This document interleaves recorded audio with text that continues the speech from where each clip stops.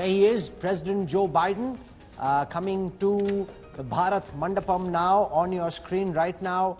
The 46th President of the United States, sworn in November 2020. He's got his shades on, looks like a Ray-Ban. Yeah.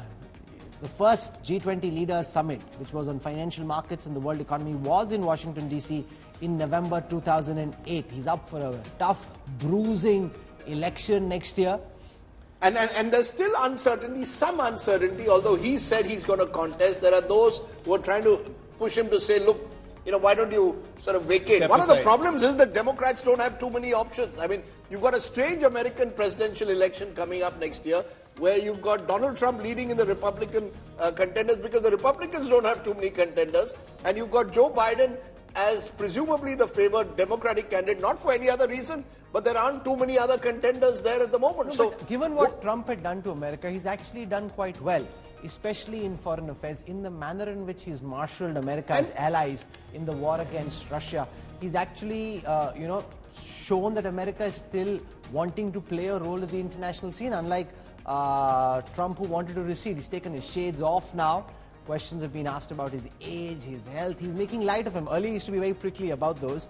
Now at the foreign correspondence dinner, for example, he's Joseph taken Biden, the odd pot shot at himself, President some quips, of the United and States okay of with America. having some fun. And he's had a tough time, you know. I mean, your first presidency, 2 years almost go in COVID, and then you've had the Ukraine war. So it's been a trial of fire. It's one thing to become the president, and then you become president for a period of 4 years through a virtual trial of fire, and America is in a better place today than it was a couple of years ago. He just did his signature little salute to the Prime Minister right before walking up to him.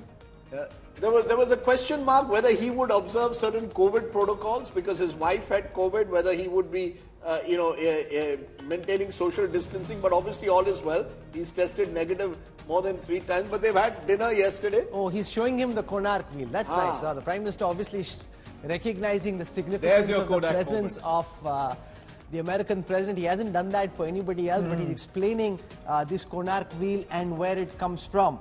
And that is quite an interesting moment there on your screen. As I said, this Konark wheel is from Orissa. It was built during the 13th century during the reign of King Narasimha Dev I. It's quite magnificent. If Indians haven't seen it, please go to Konark. Odisha is a beautiful state that waits to be discovered. You know, I wish Odisha tourism did more. Naveen Patnaik is watching. He's always watching in here. Yeah, so you've got to push, Mr. Patnaik, you've got to push it more. It's beautiful. Wherever you go in Odisha, you can see the potential to take Odisha to the next level. A bit like what, I think if Amitabh Kant, as he says, is going to retire after this, one of his sort of consultancy jobs could be tourism consultant for the government of Odisha. Build some nice golf courses there. He could play golf if he wants, but the temples, the architecture, the lakes.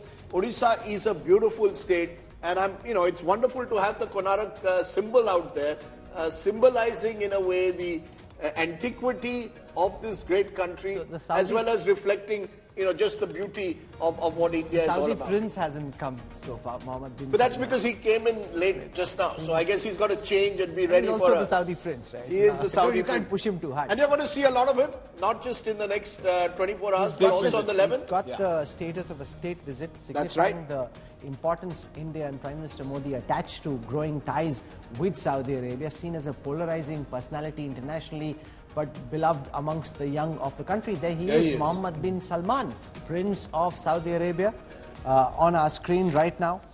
Contentious figure, MBS. You mentioned the Khashoggi affair, and he was on the back foot, but he seems to have recovered to the point much more than just that. Yeah, I mean, he's seen as a political reformer more than any other previous leader, a cultural allowing reformer. women to drive, That's not right. So pushing for the I think burqa quite as much. He has learned his lessons and he's changing steadily. Sure. But has the world fully accepted him, or there are parts of the world which are still looking at MBS with suspicion? The world has no choice.